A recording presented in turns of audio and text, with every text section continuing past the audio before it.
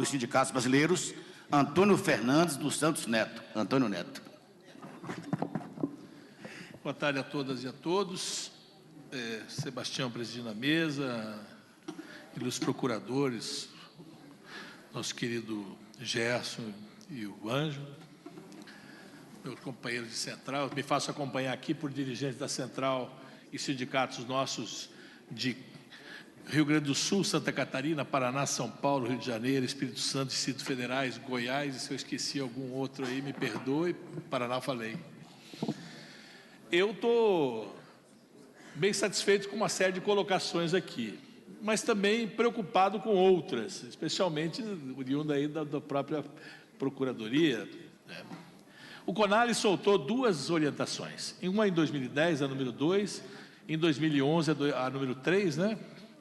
Em que ela até se colocou corretamente sobre a análise da contribuição assistencial. Ela vai lá e diz que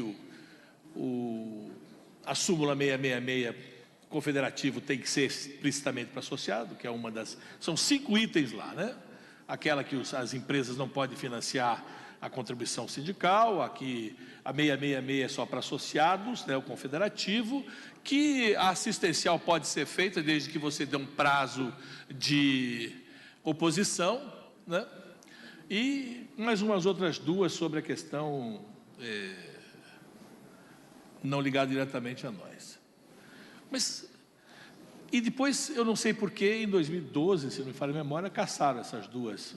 Houve lá dentro parece que não conseguiu mais consenso, caçaram essas duas coisas. Mas nós participamos durante esse período e muitos sindicatos fizeram um TAC com base nisso aqui. Eu sou precursor de um TAC de 2000, procurador. Quem fazia TAC em 2000? Meus advogados ficaram loucos comigo. Eu falei, não tenho por que não fazê-lo. Eu não tenho por que não fazê-lo.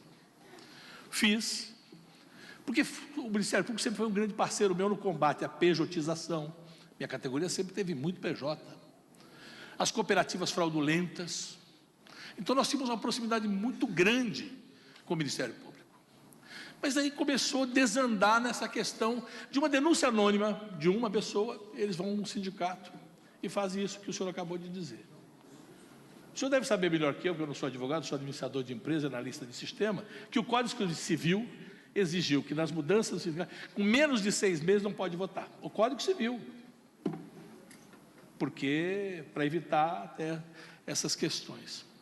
Agora, ouvi aqui, eu estou bem convicto que todos os companheiros falaram sobre o problema da contribuição e das demais questões que nós temos contra o Ministério Público. Mas não dá para eu ouvir quieto. Eu me guardei muito aqui e fiquei muito sentido. Como é que pode um cara dirigir o sindicato 20 anos? Falou o nosso procurador. 40? E por que não?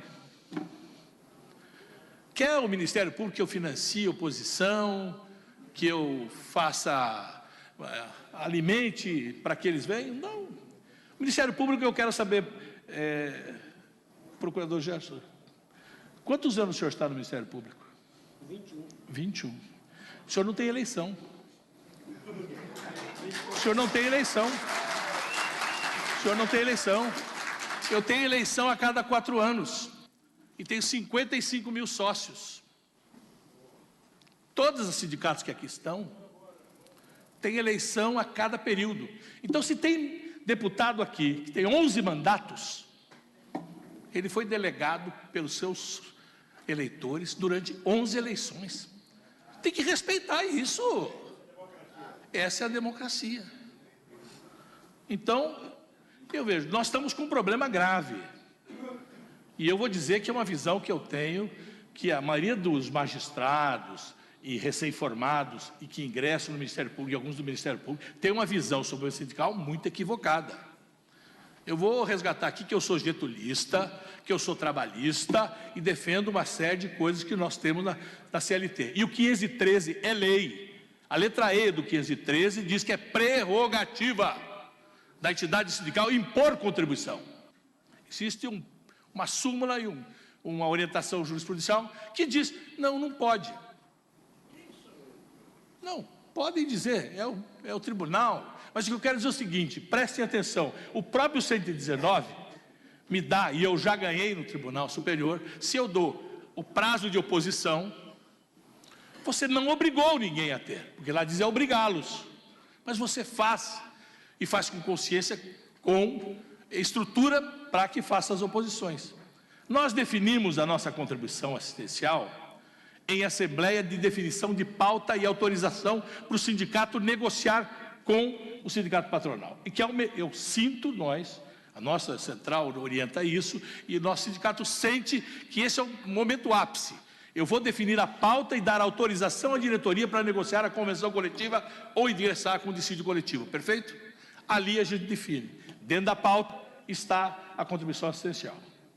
Não contente com isso, nós colocamos mais um ponto de pauta para discutir especificamente a contribuição assistencial. Ou seja, está dentro da pauta, discutimos dentro da pauta e também fizemos um ponto especial para discutir a contribuição assistencial. Que nós dizemos é combate ao chupim. Todo mundo sabe o passarinho chupim? É aquele que põe o ovo no ninho do outro, para o outro botar o ovo. Ou seja, não quero contribuir nada com esse sindicato, mas quero as horas extras no valor que você ganhe, quero o índice que você tem, quero os benefícios todos das 74 cláusulas que a minha entidade conseguiu negociando. E olha, procurador, nós conseguimos em convenção coletiva 40 horas semanais para o estado de São Paulo, abrangindo 120 mil trabalhadores. Ou seja, aí eu tenho desde 2000 um ataque, cumprindo regiamente o que assinei. Mudaram os procuradores. O senhor, por favor, vem aqui, nós queremos rever esse TAC. 10 dias não é mais suficiente. Nós queremos 30 dias. Eu cumpro de 2001 a 2015, eu cumpri regiamente o que eu acordei, agora querem mudar. Com de ampla divulgação, tudo que estava no CONALES, naquela resolução 2 e 3. Ou seja, há uma exorbitação, e há por parte dos novos formados, dos magistrados, uma consciência crítica contra a organização sindical. Eles são pela tal da Convenção 87. São pela Convenção 87, mas ao mesmo tempo não permite a liberdade sindical. É um contrassenso. São contra a organização dos trabalhadores. E eu sinto que o Ministério Público não pode ser isso, não deve ser isso e não é isso.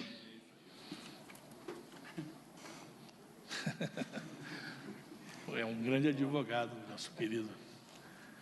Ou seja, nós conseguimos em 88 colocar no artigo 8º, foi uma briga muito grande. Eu sempre lembro que o então deputado, depois senador Fogaça foi o relator do artigo 8º. Foi uma discussão muito ampla. Inclusive essa questão da contribuição confederativa colocado dentro da Constituição, aliada que poderia ter as demais, sem alterar as demais, foi muito discutido, porque nós tínhamos aqui dentro desta casa um partido recente que defendia ardorosamente o fim da unicidade sindical, ardorosamente o fim da contribuição sindical, ardorosamente o fim da justiça classista. Veja, nós enfrentamos tudo isso, derrubamos. Várias vezes tentaram acabar com a contribuição sindical. Eu, como presidente de uma central, quando nós negociamos a lei das centrais, está lá no seu último artigo que nós vamos encontrar um substituto da contribuição compulsória para a contribuição negocial. Sabe por que é que parou a negociação nesse sentido? Porque não há segurança jurídica, que mesmo que nós acabássemos com a contribuição sindical compulsória de um dia de trabalho, instituíssemos uma que fosse negociar o nome que dessemos, aprovado em assembleia, nenhum juiz, ou a maioria deles, pelo menos, garantiria que aquilo fosse pago. Ingressava na justiça, isso é só para sócio. Vejam vocês, nós estamos aqui no mato sem cachorro. Nós precisamos do apoio do Ministério Público, precisamos do apoio do Ministério do Trabalho, mas espera aí, tem hora que nós se tornam algozes de nossa vida. Eu acho que as categorias, disse bem aqui o conselheiro da OAB, as categorias precisam tomar a rédea da sua vida. Nós vivemos num Estado democrático. Veja aí, tem gente coletando assinatura para impeachment da presidente Dilma, tem gente acampada aqui na frente pedindo intervenção militar. constitucional. Está aqui na frente. Vocês acham que todos os trabalhadores são tão hipossuficientes que precisa o Ministério Público intervir no sindicato para que você, olha, reduza seu mandato, faça uma eleição desta forma, não pode votar desse jeito. Você, espera aí. Nós somos 6 centrais organizadas, aferidas, 6. Se o sindicato A, sindicato B, for de interesse de uma central, a outra pode também organizar a oposição. Quer dizer, nós vivemos numa democracia plena que podemos, as próprias centrais, as próprias federações, a própria confederação, a própria central, organizar chapas de oposição para derrubar aquele que é o mal. Essas coisas que nós precisamos fazer. Não precisamos de um tutor, né? Nós queremos contribuir na liberdade, queremos ter parceria, fizemos muito e faremos tantas quantas for necessário. Mas eu sinto que algumas coisas... Eu denunciei muitas empresas com pejotização, cooperativa fraudulenta. Agora mesmo, depois de 2 anos de investigação, 2 anos de investigação em cima de uma empresa, sabe qual foi o TAC que o Ministério Público fez com a empresa? Deu 36 meses para ele acertar as coisas. 36 meses para ele formalizar os trabalhadores, que eram PJs que estavam lá, falsos funcionários. Essas coisas nos bolem. Quer dizer, quando eu faço a denúncia, demora 2 anos para ele chegar a um TAC. Eu não estou nem julgando o mérito do TAC, eu acho que foi um TAC horrível para aquilo que foi a nossa denúncia. 2 anos. Contra nós, um telefonema, uma denúncia anônima, ele vai, imediatamente nos chama, imediatamente exige documentação, principalmente no caso disso. Alguma coisa está errada. Eu acho que nem tanto ao céu, nem tanto à terra, mas nós precisamos ter um meio tempo. Precisamos de um meio tempo. Creio que esta audiência é para isso. Eu acho que, não se escreve, eu creio que o CONALES, ao emitir aquela orientação 2, reforçada como orientação 3, daquele seu congresso lá em 2010, em maio de 2010 e agosto de 2011, eu acho que aquilo é um bom termo. É um bom termo. Dia mais, dia menos, nós vamos derrubar o 119. Vamos derrubá-lo, porque a sociedade já clama isso, porque aquilo é uma excrescência jurídica. Eu tenho, na minha convenção coletiva, julgada no Tribunal Regional de São Paulo, julgada a cláusula de contribuição assistencial e referendada aqui no Supremo Tribunal. Mesmo assim, o procurador quer mudar. 2 dissídios coletivos de greve que nós fizemos. Vejam, o Sindicato é trabalhador de tecnologia da informação, categoria burguesa, de salários médios altos. Fazer greve nisso e ter dissídio de greve, ganhando todas as questões, você precisa estar com a categoria organizada. E aí ganho lá no Tribunal Regional, ganho no Tribunal Superior esta cláusula, com prazo de 10 dias, porque a gente tem 11 delegacias, publica 11 editais, faz 13 assembleias, põe mais de 4, 5 mil trabalhadores nas assembleias todas, parece que nada disso vale. E na assembleia mais importante, eu vou repetir, a assembleia que me dá autorização de negociação. Não é uma assembleia convocada num sábado à tarde, é uma assembleia convocada para me dar autorização para negociar a convenção coletiva, para firmar o acordo ou entrar com o dissídio coletivo. Vejam vocês. Então, realmente precisamos achar um tempo. Eu quero parabenizar ao Sebastião que solicitou isso, quero parabenizar a comissão que acolheu e quero parabenizar principalmente o Ministério Público, que pese. A gente não está falando aqui individualmente, não, a gente está falando aqui pela instituição. E nós queremos, e temos certeza que o Dr. Gerson tem claro isso. Mas, na verdade, precisamos encontrar o meio tempo. Não é possível aquilo que listou o Elias aqui, que o sindicato fecha uma TAC com o procurador, mudou o procurador, o TAC não tem mais validade. Não podemos ter isso.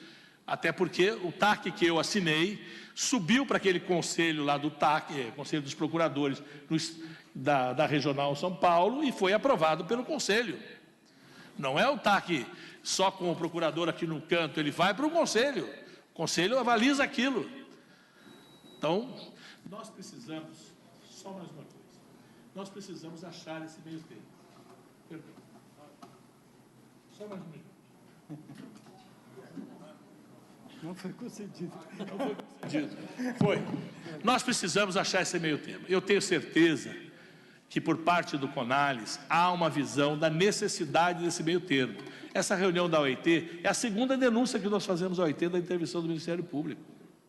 A primeira, eu estive pessoalmente entregando para o diretor-geral da OIT em Genebra, com todas as 6 centrais, entregamos a ele. Não houve resposta do Brasil. Aí nos orientaram de uma segunda forma, da comissão de norma, que é onde você expõe o país pelas práticas antissindicais. E aí veio a comissão da OIT para discutir aqui no Brasil. Eu acho que nós estamos caminhando para isso. O ministro-presidente do TST nos afirmou que está interessado em definir isso. Ele até propôs a extinção do 119. Não é reformá-lo de uma maneira, extingui-lo, porque isso está gerando muito problema. Então, eu creio que estamos todos de parabéns, estamos aqui de peito aberto, com o olho nos olhos e dizendo, olha, precisamos encontrar uma alternativa. Não é possível nós passarmos por esse problema. E não é só a questão, vou repetir, financiamento das entidades sindicais, não. O interdito provisório é pior. A emenda 45, que precisa de autorização do patrão para poder fazer dissídio coletivo, é outro problema grave. E todas as denúncias que nós fizemos na OIT. Eu queria agradecer a paciência dos companheiros e me desculpar aí da eloquência. Obrigado ao companheiro Antônio Neto.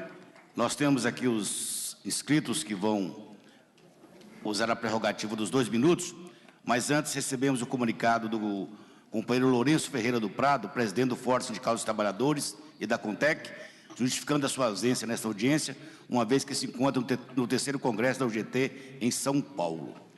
Então, seguindo aqui a ordem dos inscritos, e no final o pronunciamento do Dr. Gerson, teremos o José Augusto, pelo tempo de 2 minutos, por favor.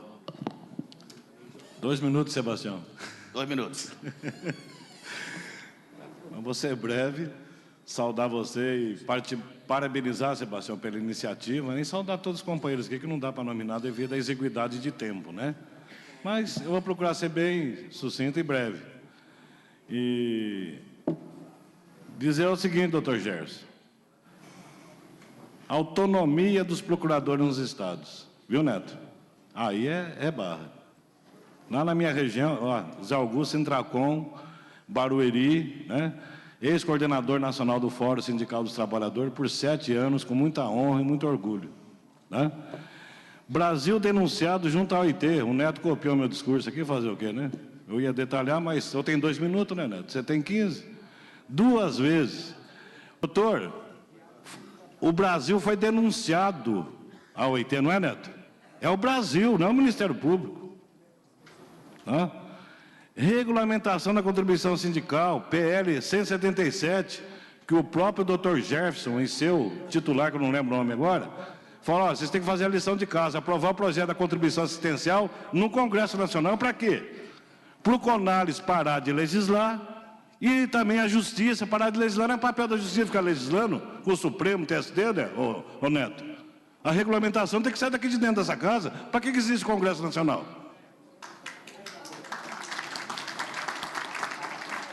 E num questionário também foi denunciado aqui, doutor Gerson, a contribuição para a patronal. Não tem nenhum caso de patronal, pelo menos que o movimento sindical eu conheça, de intervenção, de questionamento. Sindicatos estaduais, doutor Gerson, em salinhas pequenas, no centro de São Paulo, na Praça da Sé, representando o Estado todo, contribuição sindical gordíssima. Não vou citar porque é questão ética, qual que é. E o Ministério do Trabalho não prestigia a oposição, ô Neto, para criar, regionalizar os sindicatos, em Presidente Prudente, Ribeirão Preto, e por aí fora, Santos. Eu vou fazer a conclusão já. E quanto às ações do Ministério Público com as parcerias nos estados, nós temos aqui para fechar, melhoria das condições de trabalho, trabalho infantil, escravidão e análogo à escravidão, segurança e saúde no trabalho, que é a minha praia, Eu sou especializado nessa área. E, finalizando, o que é preciso para fazer essa aliança, essa solidariedade, né, com relação ao Ministério Público. Outra coisa, eu gostaria de ver muito, doutor Gerson, do Ministério Público tocar um TAC aqui na Câmara também, porque está impedida a aprovação da contribuição assistencial na Comissão de Trabalho. Estou sendo até um pouco irônico, mas, né, a Comissão de Trabalho está há 3 anos sentada em cima da contribuição assistencial aqui, que é para regulamentar justamente, dentro do seu discurso, da sua fala, a regulamentação disso, né? E, para finalizar, basta de criminalização, justiça, né? E nós temos que procurar alternativas e ter a solidariedade do Ministério, da Associação dos Procuradores, aqui também dentro dessa casa, para que a pauta dos trabalhadores também ande e caminhe, né? Porque os sindicatos na base estão pedindo socorro, tá? Estão com dificuldade.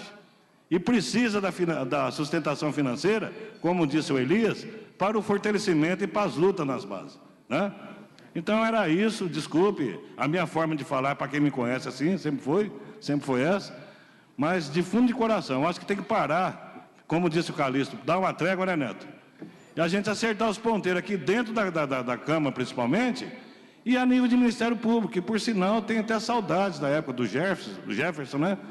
A relação era muito boa, muito próxima, e sendo que podia, eu ia lá com o Lourenço, que foi citado aqui, que é atual presidente do FST, para a gente estar amparando algumas arestas, inclusive com ações positivas por parte do Ministério Público do Trabalho. Muito obrigado, Sebastião, pela oportunidade, pelo convite e boa sorte a todos. Obrigado a você, José Augusto, pela presença. E logo em seguida, a companheira Sônia Zerino Silva. Boa tarde a todos e a todas. A audiência de hoje debate também a intervenção do Ministério Público na contribuição assistencial como mecanismo de sustentação financeira das entidades sindicais, nas convenções coletivas, nos acordos, nas eleições, em várias deliberações, etc.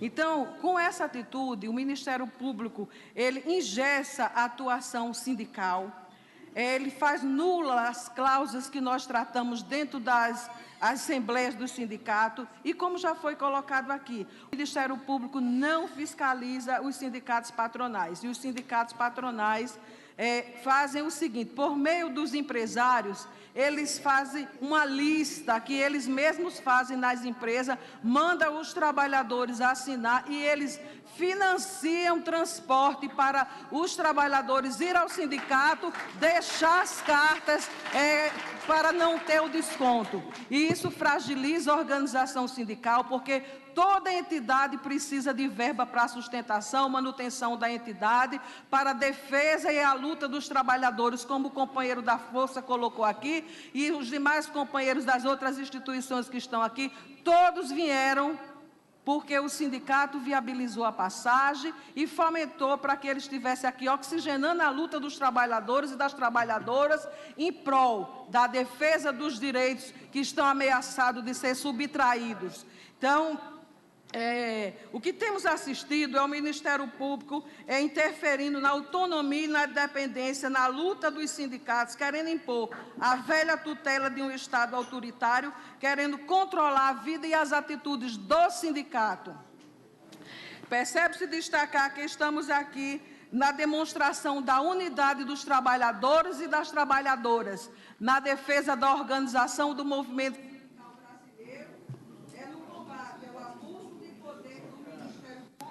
e tentando aqui viabilizar soluções e diálogo para que nós possamos ser vitoriosos no combate ao abuso do Ministério Público. Então, companheiros e companheiras, a gente tem que fazer esse enfrentamento de luta contra as intervenções dentro da organização sindical, onde nós fazemos as assembleias, e a Assembleia tem autoridade de definir e de facultar os descontos aprovados pelos trabalhadores. Então, alguns estados, o Ministério Público do Trabalho tem feito intervenção no precedente 119 e proíbe os descontos até dos trabalhadores sindicalizados. Então, isso aí a gente tem que ver como que a gente vai fazer num diálogo entre trabalhadores e a todas as entidades que estão aqui, organizações públicas, para que a gente chegue a um denominador comum para a gente se manter o direito da organização sindical prevista na Constituição. Muito obrigada. Obrigado, senhor Nezerino, da Nova Central. Em seguida, Valmor de Paula e a seguir, logo depois, Lauro Rabelo. Valmor primeiro, depois o Lauro. Valmor. Valmor de Paula, Federação dos Trabalhadores na Indústria do Estado de Santa Catarina, ligado ao Departamento dos Trabalhadores na Indústria do Vestuário, Couro e Calçado, tendo em vista que nossa federação é eclética. Eu gostaria, bem rapidamente, fui contemplado pelo companheiro Neto, em muito daquilo que eu gostaria de relatar, cumprimentar o Elias, São Paulo, o nosso colega advogado Nilton, João Soares, que provocou essa audiência pública, 2 procuradores, doutor Ângelo e Gerson. Mas dizer rapidamente o seguinte: primeiro que, se me permite citar, nós temos um dos maiores dirigentes sindicais, lideranças do Brasil, que se chama José Calixto Ramos, eleito e reeleito. Então, isso foi citado aqui e tem que ser respeitado. Um trabalhador na fábrica se aposenta na mesma fábrica. Por que ele não é despedido? Porque ele cumpriu com o seu papel, como nós cumprimos com o nosso como dirigente sindical, que a cada 4 anos ou 5 tem eleições. Agora, se tem maus dirigentes com 18 anos, 20 de mandato, aí esse sim tem que sofrer a intervenção. Tem que ser respeitado, tem que ter um mínimo de coerência. Também gostaria de, rapidamente, falar da prestação de contas.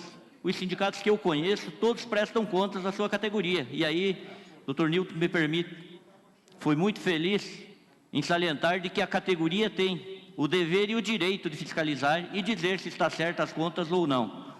E por último, que nós estamos enfrentando em Santa Catarina, é o chamado Sindicato de Movimentadores de Mercadorias, que querem entrar em todos os sindicatos de trabalhadores, alguém que carrega um pacote e não pertence mais à categoria predominante. E são sindicatos fictícios que, inclusive, a Assembleia desapareceu, nós fomos lá, e esse sindicato, e aí seria importante, secretário de Relações de Trabalho, que o Ministério do Trabalho fica cedendo cartas a esses sindicatos, que são fictícios, que não existem, e nós que trabalhamos, negociamos as convenções coletivas, não somos reconhecidos. E quero, por último, parabenizar o deputado Glauber e fazer uma constatação aqui entre os companheiros e companheiras. São vários deputados que pertencem a esta comissão e passaram por 3 que foram designados para ser relatores, e quando chegou no deputado Glauber, ele teve essa honradez, esse compromisso, e demonstrou publicamente o compromisso que ele tem com as organizações de trabalhadores e organizações sociais aqui nesse plenário. Mas lamentar, apesar da boa condução do companheiro Sebastião Soares, de que inúmeros deputados fazem parte desta comissão e demonstraram a valorização com o movimento sindical, que não tem nenhum agora presente para conduzir os trabalhos.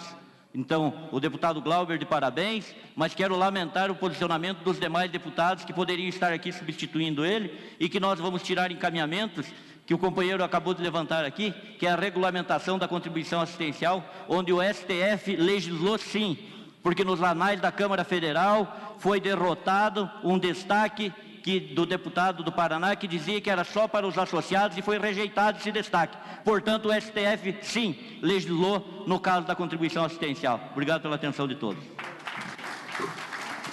Obrigado, Valmor. Mas só para fazer um registro, é que, em relação aos parlamentares, dizer que essa audiência, ela foi solicitada há mais de um ano, e contou com pleno apoio da CLP, através dos seus técnicos. O doutor Aldo Monteiro fez o relatório altamente qualificado, mas demorou mais de um ano para que os membros da comissão aprovassem a audiência devido à incandescência do tema. E, nesse momento, está havendo votações em que as bancadas enquadraram seus parlamentares. Os parlamentares não podem sair lá do plenário. Então, essa justificativa, inclusive o deputado Glauber fez contato aqui por telefone, justificando que são as votações, muitas delas pertinentes a nós, trabalhadores, ao conjunto da sociedade e ao movimento sindical. Então, alguns deputados passaram rapidamente, mas justificando, inclusive, que a votação agora no plenário impede a presença deles aqui na comissão. E Lauro, por favor.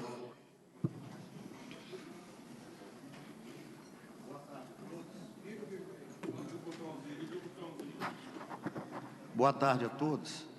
Eu quero cumprimentar a mesa e todos os companheiros presentes.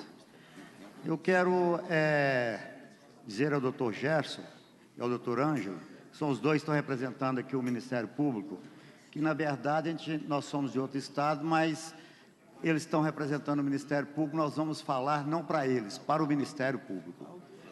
E dizer o seguinte, que os editais que convocam as assembleias para as negociações coletivas, eles são editais abertos a toda a categoria. E quando nós publicamos isso, nós negociamos em nome de toda a categoria. Por que que o ônus é só de quem é filiado? Uma outra coisa, quando nós fazemos a publicação dos editais, certas empresas hoje já estão mandando, antes de começar as assembleias, os trabalhadores no sindicato levar cartinha dizendo que não quer pagar nada ao sindicato. Quando abre a assembleia, se nós temos lá um exemplo, 200 trabalhadores, 180 já perguntam que hora que vai ser a discussão da contribuição, porque nós não vamos pagar nada. Aí a gente pergunta, quem é filiado aqui? A maioria que estão indo na assembleia são os que não são filiados. Aí a maioria, como hoje que discute essa situação na Assembleia? Exemplo está aqui, ó. Eu recebi semana passada 500 cartas. Hoje eu trouxe algumas aqui de várias empresas. Eu fazia até questão de fotografar, só que filmasse. E a orientação da empresa está aqui, ó.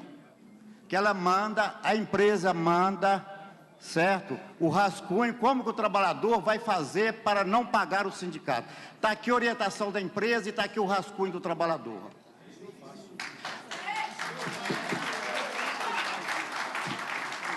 Dizer aqui também que o trabalhador, coitado do trabalhador, ele é tão analfabeto que até as orientações que a empresa pôs aqui para colocar algumas informações, ele copiou tudo que a empresa informou. O rodapé aqui de orientação, ele copiou na carta também que estão aqui. Todas as correspondências são iguais. Aqui tem um modelo que a empresa mandou, tem o nome da empresa. Na nossa região lá fazem isso, quando se publica o edital. Agora, como que o sindicato vai sobreviver? Como que um sindicato vai sobreviver só com contribuição sindical se ninguém paga nada? Essa é a verdade. Aí ocorre o seguinte, um trabalhador é admitido da empresa, exemplo, no mês de julho. Em setembro ele é demitido lá no interior. O Ministério Público, o juiz manda notificação para nós irmos lá acompanhar aquele trabalhador. Nós vamos sim dar assistência. Com dinheiro de quem? Quem vai manter o sindicato? Quem vai pagar o advogado? Quem vai pagar o carro? Quem vai pagar o nosso almoço? Então eu queria que o Ministério Público também olhasse isso aí. E nós discutíssemos essa situação, porque o movimento sindical ele está morrendo. Aliás, é o seguinte, se demorar mais, ele está totalmente morto. Para completar, estou querendo dizer o seguinte, nós temos a súmula 666 do STF, o procedimento normativo 119 e a orientação jurisprudencial 17 da seção de dissídios. Ok. E o artigo 513 da CLT não vale nada? Rasgar a CLT? Porque se nós temos hoje um tribunal, se nós temos que já fazem as leis, para que o Congresso? Porque aqui agora o tribunal está fazendo lei, rasgou a CLT.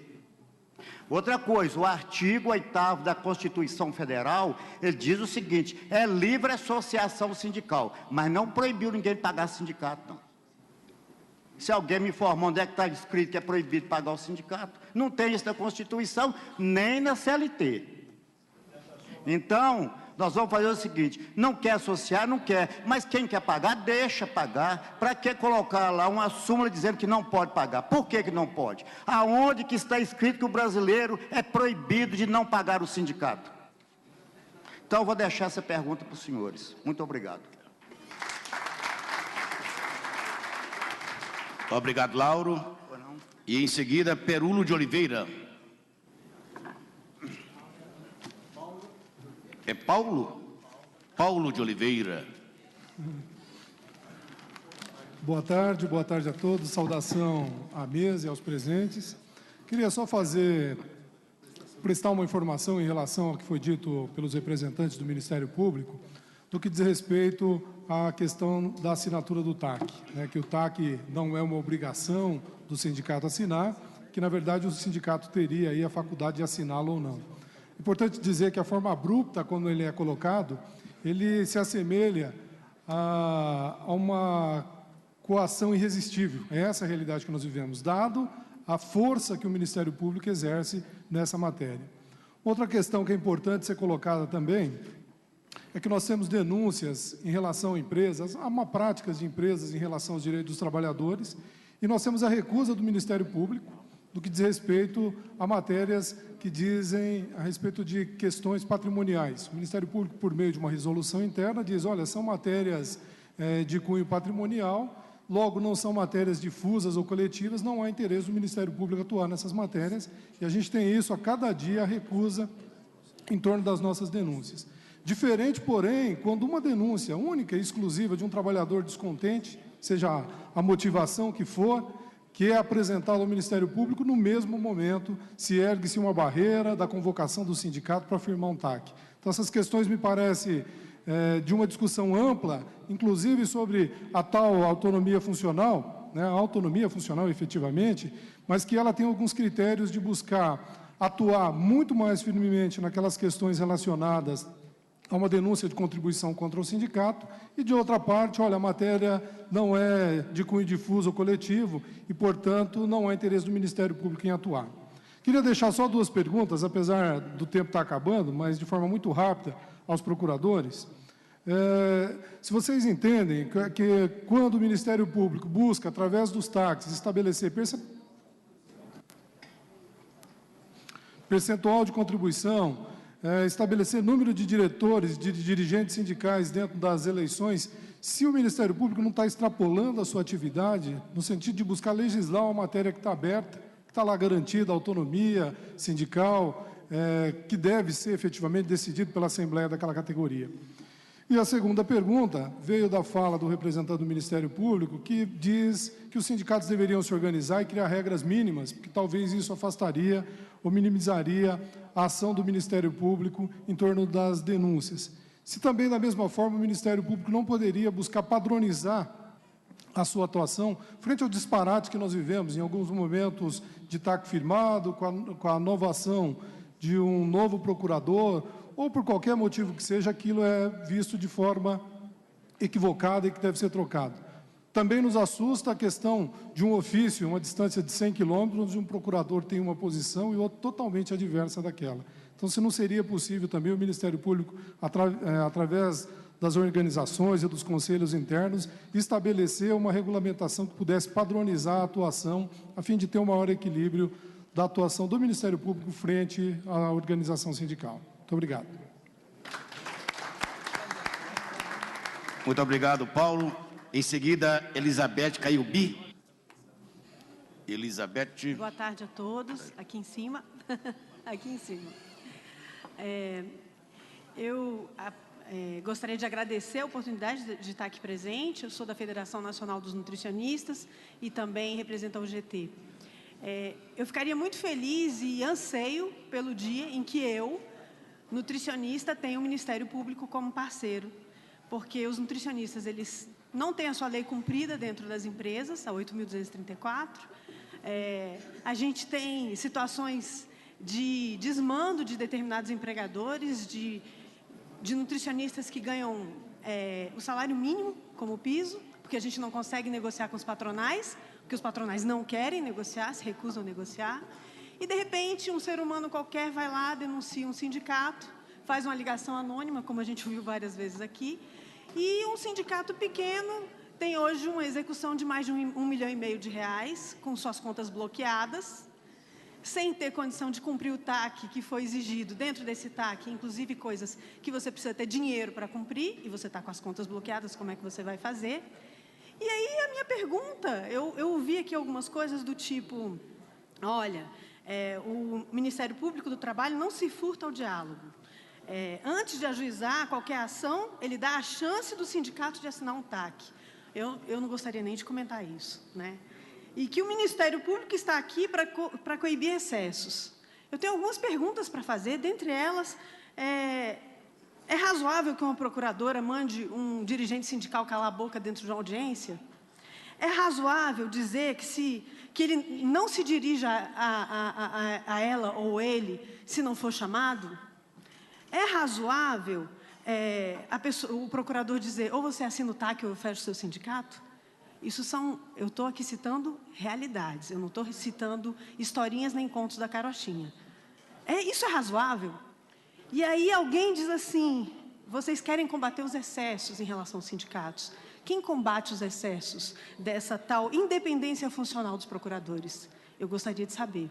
Porque, às vezes, meus caros colegas, procuradores e companheiros de luta, eu me sinto que nesse quadro que está aí atrás de vocês, Tiradentes ante o Carrasco. É dessa forma que eu me sinto. Então, essa é a minha colocação.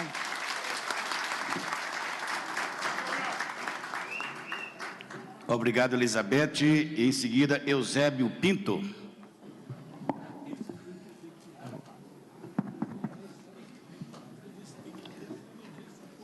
Senhor,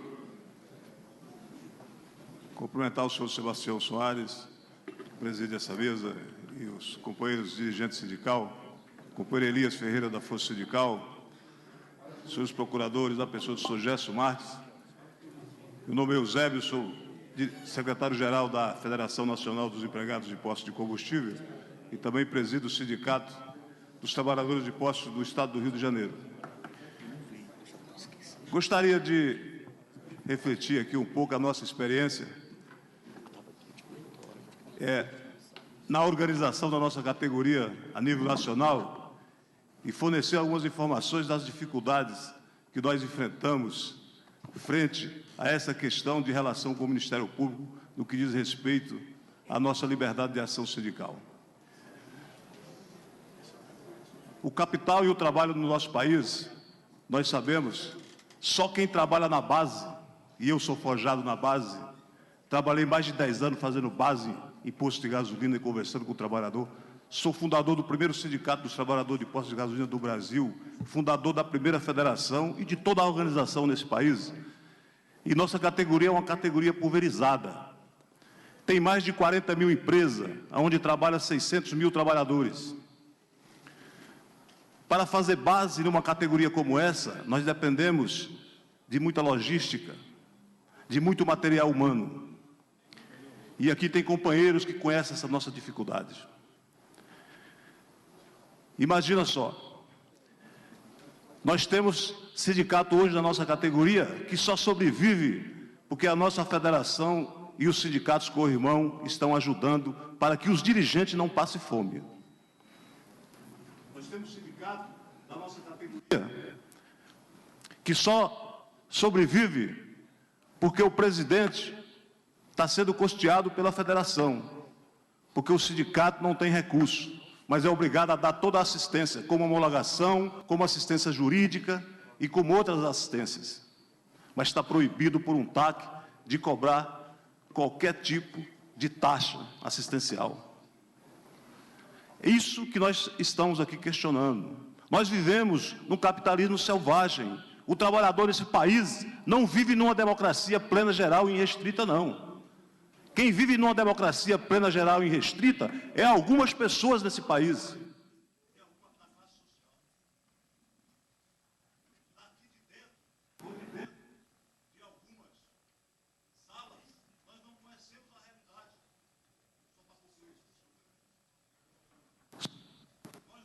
A realidade do trabalhador, do trabalho nesse país, não. Eu organizei sindicato no Nordeste, Sergipe, Alagoas, visitei todos os postos de combustível. Eu fiz base com a 12 apontado para a minha cabeça, só para fazer um registro aqui. E não deixei de fazer, não. Entendeu? É assim que é tratado o dirigente sindical. Não precisa dizer não, que tem muitos assassinados por aí. Então, só faço um apelo aqui. O Ministério Público tem que ser imparcial em algumas coisas, eles não é.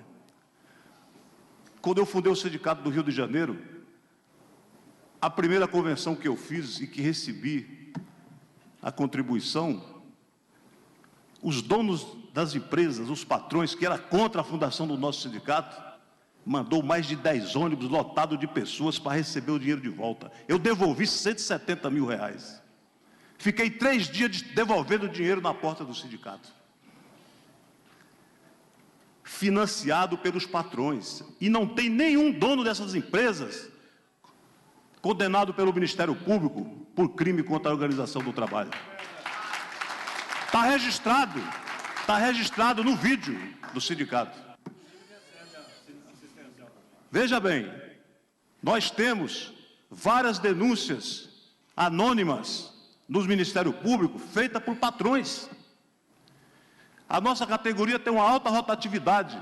Você associa hoje todos os trabalhadores de uma empresa, daqui um mês você volta lá, não tem um associado, foram todos demitidos. Porque os empresários não querem trabalhador consciente e associado trabalhando nas empresas. Então, quero deixar registrado aqui. Conheça melhor o mundo do trabalho, a relação capital e trabalho desse país. O trabalhador nesse país ainda está muito próximo da escravidão, muito próximo, se libertou muito pouco. E quem está nos gabinetes conhece muito pouco essa realidade. É essa reflexão que eu gostaria que vocês fizessem. Muito obrigado.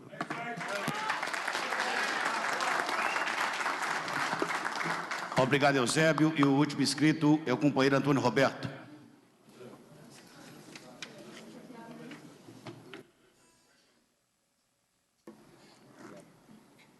Boa tarde a todas e a todos. Ao Sebastião, eu cumprimento a mesa e dizer aqui da importância desse evento. Eu sou de Montes Claros, interior de Minas, e nós também estamos sofrendo na pele essa situação. Generaliza as situações e os bons sindicatos, os bons dirigentes sindicais pagam por aqueles que são maus dirigentes sindicais. A questão da contribuição negocial, assistencial, se diz que foi criada a fim de os trabalhadores filiarem ao sindicato. Então, houve um esvaziamento do movimento sindical, porque se convenções de acordo coletivo contemplam todos os trabalhadores, aqueles que são filiados, o que eles fazem? Eu estou sentindo isso lá na Pérola, em Montes Claros. Eles filiam ao sindicato, porque os que não são filiados são contemplados também. E eles, alguns conscientes, continuam afiliados aos sindicatos, que sabem da importância de financiar o movimento sindical. E nós sabemos que ninguém trabalha sem dinheiro. Eu acho que o Ministério Público deveria ser imparcial, de visitar empresas, as práticas antissindicais de empresas, que elas fazem o modelo de carta de oposição no computador e pedem eles que transcrevem manualmente. Você pega ali, eu peguei esses dias 28 declarações lá contra a contribuição, olhei todas elas, até a vírgula, está todas nos mesmos lugares. Então, fica aqui minha indignação perante a investidura do Ministério Público, sendo imparcial com os trabalhadores em si, que, em nome dos sindicatos, e a gente precisa alavancar esse país, porque nós estamos vendo hoje o Ministério do Trabalho precarizado. Na nossa região, se pede uma fiscalização na empresa, ela demora 1 ano para ser fiscalizada, muitas delas as empresas acabam e não resolvem a situação. Então eu acho que o Ministério Público deveria falar uma linguagem única, porque é igual os companheiros falaram. Na nossa base, por exemplo, já passaram 4 procuradores. Então, um é uma linguagem, outro é outra. Nós erramos uma vírgula. Fomos punidos em 10 mil reais para cada acordo nosso. Nós fomos lá, fizemos um termo aditivo, não foi intencional, porque o direito de oposição dava lá na mesma cláusula lá,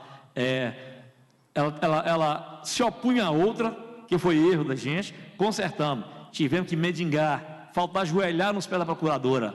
E ela ainda falava assim, e 1, 2, 3 vezes lá, e ela falava assim, eu vou estudar a situação de vocês. E nós fomos lá, estão fechando o subsede, estão acabando nossos trabalhos sociais lá, como dentista, como serviço de ambulância, outras práticas sociais. Tudo isso tivemos que falar. Um belo dia, graças a Deus, depois dessa humilhação, veio para nós a isenção lá. Tá? Então, a gente precisa unir forças, as centrais, igual estão fazendo aqui, todos os trabalhadores e trabalhadoras, para a gente fazer um modelo único e justo nesse país diante do movimento sindical. Obrigado. Muito obrigado, Antônio Roberto, nosso conhecido Peu. E só informando também que agora outro recado do deputado Glauber Braga, a votação continua e, lamentavelmente, ele está sem poder se ausentar lá do plenário. E, logo em seguida, passamos para o doutor Gerson Marques, para os seus comentários e respostas às singelas e sinceros questionamentos aqui apresentados. A singela já foi muito clara, né? Muito objetivo. Eu vou pedir permissão ao auditório. Após minha explanação, eu preciso me retirar em razão do voo também. Eu não tive a sorte do nosso colega Elias, né? Conseguiu adiar, né, o seu voo, né? Pois é, eu vou ter que pegar o voo então, tá? Então eu vou fazer algumas considerações, foram muitas, todas pertinentes, muito importantes, mas em virtude do tempo, e para não consumir o tempo de vocês também, eu não vou poder responder todas de uma a uma, então eu vou fazer uma seleção, se vocês me permitem. De qualquer forma, eu fico sempre à disposição de vocês, que vocês quiserem conversar mais, eu acho que é muito importante esse diálogo. A colega Sônia Zerino, né, saiu, percebi que ela saiu, ela fez algumas considerações e começou dizendo que era o momento de se fazer um enfrentamento ao Ministério Público. Nós não estamos aqui para um enfrentamento, né, e nem temos a intenção de enfrentamento, né, nós temos a intenção de um diálogo, né? O enfrentamento a gente faz lá fora, no judiciário, e aí vocês têm os advogados, vocês têm as técnicas aí. Aqui não é o momento para o enfrentamento. Nós queremos sempre o diálogo, a nossa proposição é de diálogo, é de conversar. E nós temos avançado nesse diálogo, temos avançado. Há uns 4 ou 5 anos, antes da criação da CONALES, que é a Coordenadoria Nacional de Promoção da Liberdade Sindical, nós não tínhamos esse diálogo. Nós não tínhamos uma aproximação com o movimento sindical. Nós não sabíamos das insatisfações de vocês. Hoje nós sabemos, hoje nós estamos sentados, estamos discutindo. E é graças a essas conversas que nós temos levado algumas preocupações de vocês, que também são nossas, passam a ser nossas, a nossa coordenadoria superior, nós temos um órgão superior, uma Câmara, que é uma Câmara que revisa os atos dos procuradores. E um dos assuntos que nós tratamos com a Câmara foi exatamente essa possibilidade de um procurador rever o TAC de outro em temas complexos, como é o tema da taxa assistencial. Nós levamos isso para a Câmara, que é o órgão revisor, e a Câmara está analisando o pleito da CONALES, já acenou para não anular TACs nessas situações de complexidade meramente subjetiva, e sim anular TACs apenas em situações de notória ilegalidade, ou quando o signatário, a entidade signatária, não estiver cumprindo o TAC e precisa ser revisto, né? Às vezes, uma sanção que foi aplicada no TAC, aqui não me refiro especificamente ao sindicato, mas qualquer entidade que tenha assinado um TAC, às vezes a sanção ali não é suficiente para combater a ilegalidade. Essas questões, nós, a CONALES, já levamos à Câmara de Coordenação e Revisão e estamos tratando desta matéria, tá? Estamos tratando dessa matéria. E levamos isso graças a eventos como esse, que nós discutimos, vocês apresentam as preocupações e nós vamos fazer a discussão interna. No colegiado da CONALES, eu fui eleito para o colegiado da CONALES, tá? Fui eleito para o colegiado da CONALES, foi eleição, e no colegiado nós também fazemos essas discussões. Quase todas as nossas reuniões nós discutimos temas palpitantes que os sindicatos nos apresentam. Um desses temas não poderia deixar de ser a taxa assistencial. Nós também temos nossas divergências internas. O movimento sindical tem suas divergências internas, nós também temos as nossas. A democracia é isso mesmo. Nós não lidamos com uma unanimidade. Nós temos as nossas divergências e vamos construindo dentro dessa divergência o que é palatável, o que se pode conviver e onde se pode avançar. É isso que faz, isso é natural das democracias. A independência funcional do procurador é fundamental. Já pensou se nós tivéssemos hoje no Ministério Público um só entendimento? Sim, qual era o entendimento? O entendimento que todo mundo fosse contra a taxa assistencial. Seria o ideal? Não, não seria. Graças a Deus que nós temos alguns entendimentos divergentes em vários assuntos. No campo do direito sindical, existem os procuradores que são contra a taxa assistencial de não associados e existem os procuradores que são favoráveis, têm um entendimento mais flexível. Então, essa independência funcional também é positiva nesse ponto, sob esse ponto de vista. Mas eu queria fazer uma ressalva aqui, parabenizar o seu Zé Augusto. Achei uma palavra muito ponderada e que é o X a questão. Nós estamos na Casa Legislativa, estamos dentro da Câmara, é aqui onde nascem os projetos de lei, e existe projeto de lei sobre a taxa assistencial, sobre o custeio sindical. É hora de o movimento sindical correr e exigir que os deputados votem esse projeto de lei. Saindo a legislação, nós, do Ministério Público, vamos dar o mesmo cumprimento à nova legislação que vier, porque o nosso papel é cumprir essa legislação. Então, saindo um novo projeto, nós vamos dar cumprimento. Eu acho que a saída mesmo, a grande solução para essa questão é esse projeto de lei. E com relação a limites estatutários, tem sim. Existem limites estatutários. Os limites estão previstos no contexto da Constituição. Não há, meus amigos, meus senhores e minhas senhoras, como nós não deixamos de atuar em algumas questões. Em eleição sindical, nós já criamos internamente alguns requisitos para que nós possamos participar de algumas eleições, porque temos muitos pedidos de eleição. Pessoas que chegam, sindicalistas que chegam, dizem, olha, a direção não deixa nem sequer registrar uma chapa de oposição. Tá? E aqui, quando eu falei que existem entidades, em entidades sindicais, alguns dirigentes com 30, 40 anos, eu não me referi a nenhum. Eu peço perdão se, porventura, eu tiver dado a ideia de dirigismo a alguém. Não foi. Isso é uma concepção que nós temos visto em vários estados. Não é de uma entidade específica. Em vários estados existem pessoas que estão há muito tempo se perpetuando no poder. Mas é claro que dentro dessa perpetuação do poder existem pessoas que são eleitas, é a categoria que escolhe. E tem outras pessoas que não, que estão há muito tempo na entidade sindical, porque não deixam que as eleições se realizem com democracia e transparência. Então, nesses casos em que não ocorre com democracia e transparência, os prejudicados procuram quem para resolver o problema? Vão procurar o poder público. O que é o poder público? É o Ministério Público Judiciário, é a saída que o cidadão tem para fazer valer os seus direitos. São exatamente as instituições públicas. É para isso que nós existimos. Nós não podemos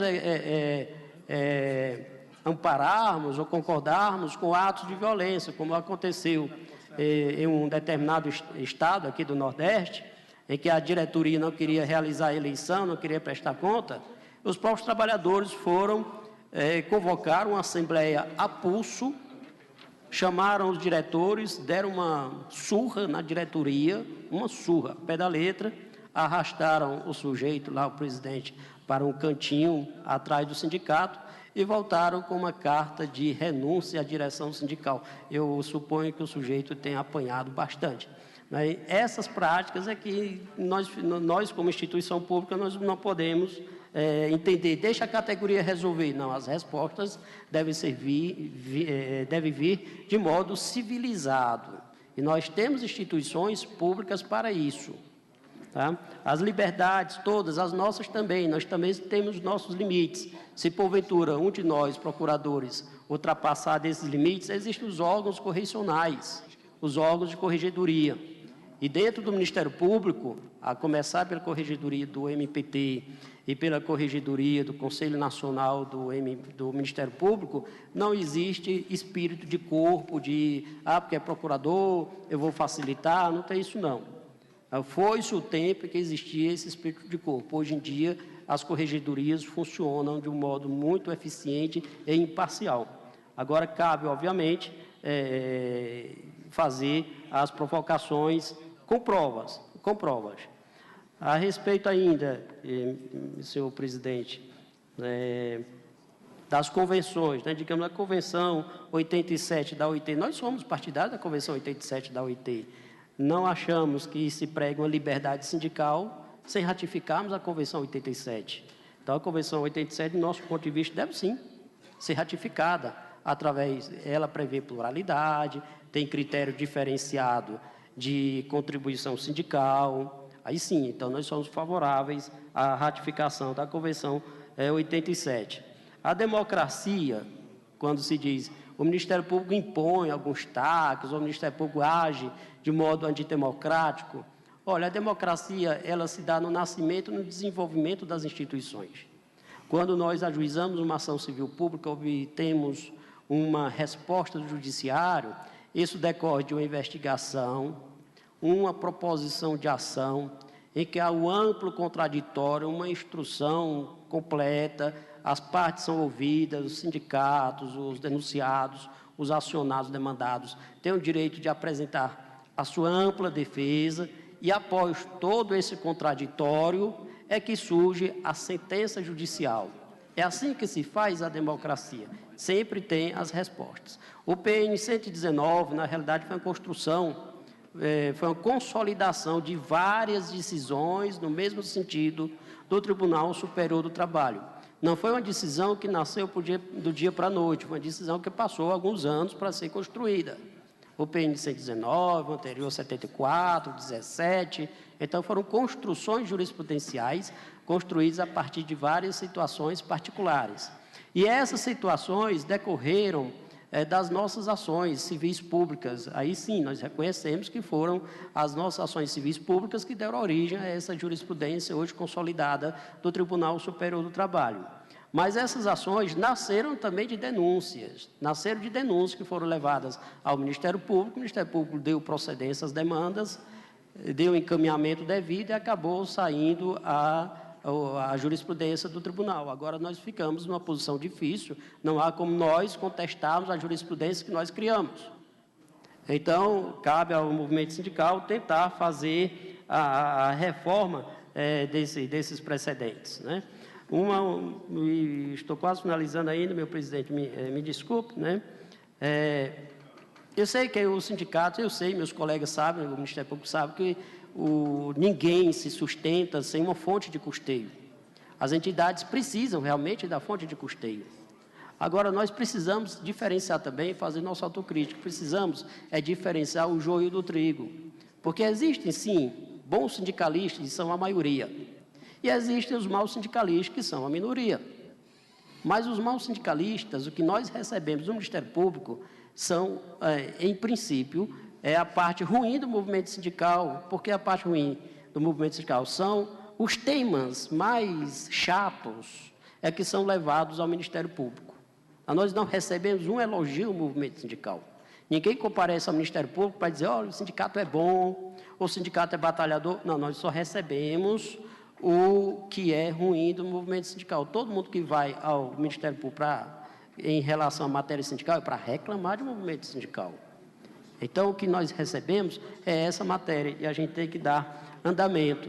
Matérias, por exemplo, olha, nós temos que atuar.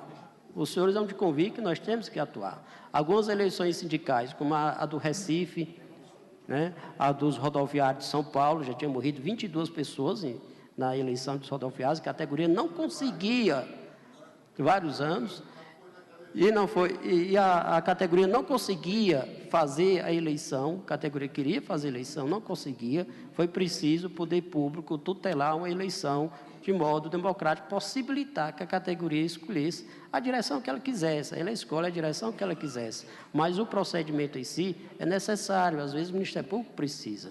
Às vezes também as fraudes que ocorrem, às vezes a adulteração de atas, de repente aparecem atas, ou atas são retificadas, né, fraudulentamente, e há denúncia, e se existir prova, se existir consistência, nós temos que apurar. O nosso papel é esse, de apurar as ilicitudes que ocorrem mesmo. Não existe liberdade ampla sem nenhum limite. Todas têm limites, né? Eu acho que, senhor presidente, deixa eu ver aqui se tem mais alguma coisa. A padronização, o TST, eu vi um pronunciamento do seu Lauro, né, dizendo que o TST está legislando. Bom, o TST, na realidade, tem o papel dele, tá? Ele faz a interpretação da lei através dos processos que eles são submetidos. Eu não posso dizer o porquê da atuação do TST, tá? Mas o que eu posso afirmar é que ele faz o julgamento a partir da interpretação que ele está, não só o TST, mas os tribunais de um modo geral. E ainda o seu Lauro falou que recebeu alguns pedidos de oposição, inclusive com indícios de que tenha sido a empresa que estimulou essas oposições dos trabalhadores, né? E aí o seu Lauro tem duas possibilidades. Uma é pegar esse material, levar ao Ministério Público, porque aí é uma conduta antissindical. Nós temos uma orientação da CONALES, que classifica, que caracteriza como conduta antissindical esse estímulo pelas empresas de desfiliação e de dificuldade aí, aliás, de estímulo também à oposição, né, às contribuições. Isso é conduta antissindical. Então, a possibilidade de fazer denúncia ao Ministério Público. A outra possibilidade, que me parece ainda mais verossímil, que me parece mais adequada e mais eficiente, é o próprio sindicato fazer a ação por conduta antissindical da empresa. Eu, particularmente, aí é uma posição minha, pessoal, não estou falando neste momento, especificamente nesta voz, em nome do Ministério Público. Mas eu falo como Gerson, como professor, que eu sou da Universidade Federal do Ceará, eu, particularmente, se fosse sindicato, não levaria denúncia ao Ministério Público. Aquilo que eu pudesse resolver como entidade sindical, através do meu corpo jurídico, dos meus advogados, eu faria tudo o que eu pudesse pelos próprios advogados. Por que levar as denúncias ao Ministério Público? Quando se leva sempre as denúncias ao Estado, de um modo geral, o Estado toma providência, é uma forma de declarar uma certa ausência de independência e autonomia. É preciso que o sindicato ele se tutele a si mesmo, evite as denúncias, ele se tutele, ele faça as suas ações judiciais e pare com essa onda de denuncismo. Um denuncia o outro denuncia o outro, e fica a denúncia cruzada, todo mundo se denunciando, aí o Ministério Público atua em razão das denúncias, e depois o ruim é o Ministério Público. Tá? Então, essa onda de denuncismo precisa parar também. Precisa de uma consciência do movimento sindical e dizer, olha, nós temos que resolver nossos problemas. Agora, não pode ter um problema, submete ao Ministério Público, ele resolve do jeito que lhe parece conveniente e legal, o judiciário julga, e aí o movimento sindical vem reclamar das instituições públicas.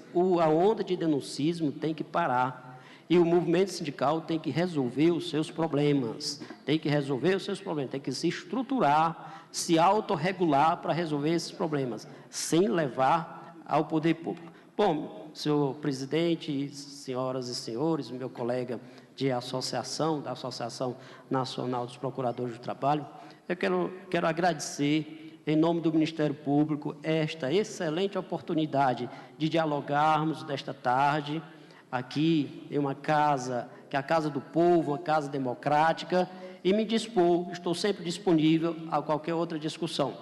Espero que, na continuidade, os senhores continuem tendo um bom proveito desse diálogo. Meu muito obrigado. Muito obrigado, doutor Gerson. E com a intervenção do doutor Gerson, nós encerramos esta audiência com alguns encaminhamentos. Primeiro, as entidades, os dirigentes que tenham documentos para encaminhar a CLP. Um momento, deputado chegou. Deputado. Então, pois não. Com a palavra. Então, nós queremos que os documentos sejam entregues aqui à comissão. Queremos manifestar o agradecimento a todas as centrais sindicais que aqui estiveram. Na nossa ótica, na nossa avaliação dos demais, aqui foi plenamente atingidos os objetivos. O espaço de diálogo, de entendimento com o Ministério Público do Trabalho se reforça. Agradecer ao doutor Gerson pela presença, pelo debate, ao doutor Ângelo pela presença da Associação Nacional dos Promotores do Ministério do Trabalho, e a todos vocês, e agradecer especialmente à Comissão de Legislação Participativa, e que vocês, os dirigentes sindicais, façam uso dessa comissão. Ela é o espaço de participação da sociedade civil aqui no Parlamento. na Câmara dos Deputados. E agradecer em especial a Aldo Monteiro, que foi que nos deu a assessoria técnica necessária para que se realizasse a audiência. Agradecer a Áudia Silva, que desde os primeiros momentos nos ajudou na difícil composição das mesas, na difícil composição de todo o trabalho dessa audiência. E, claro, agradecer pioradamente ao deputado Glauber Braga, que assumiu corajosamente essa audiência, atendeu o nosso pleito e, com certeza, será, sem dúvida, o deputado com quem vamos buscar permanentemente a construção de espaço de defesa da organização sindical brasileira. Nós achamos que estamos vivendo um momento difícil, um momento de ataques, de práticas antissindicais do Estado, práticas antissindicais patronais, e que nós precisamos fortalecer a nossa atuação. A unidade do movimento sindical é importante nessa hora, especialmente quando precisamos de definir os rumos da nossa entidade. Presidente, eu só queria agradecer, dizer que depois eu vou pegar todas as notas taquigráficas do que foi debatido. Acabou de ser finalizada a votação em plenário, exatamente por esse motivo que eu me desloquei imediatamente. Queria me colocar completamente à disposição e a Comissão de Legislação Participativa para que a gente possa construir esse debate em conjunto e que a gente possa ter um avanço significativo. E não queria ir aí para o lugar do senhor para fazer o encerramento desse encontro, não. Essa daqui é a Comissão de Legislação Participativa, onde a sociedade civil organizada é que tem que ser a protagonista do processo do debate, e gostaria que o senhor mesmo tomasse a liberdade de fazê-lo em nome de todos nós. Agradeço a deferência, que é uma honra na minha história, na minha vida, e em nome da Agência Social e do seu Observatório de Liberdade Sindical, dizendo que o Observatório da Liberdade Sindical, ele é um órgão de todos nós. É justamente para acolher, buscar o diálogo, buscar o entendimento na construção de um sindicalismo autônomo, livre e capaz de nos representar. Representar a classe trabalhadora na sua luta incansável por um Estado mais justo, por um Estado mais igualitário, por um Estado onde nós possamos acreditar no amanhã e no futuro e superar as imensas dificuldades que temos pela frente. Muito obrigado a todos, muito obrigado a todos e um grande abraço e até a próxima.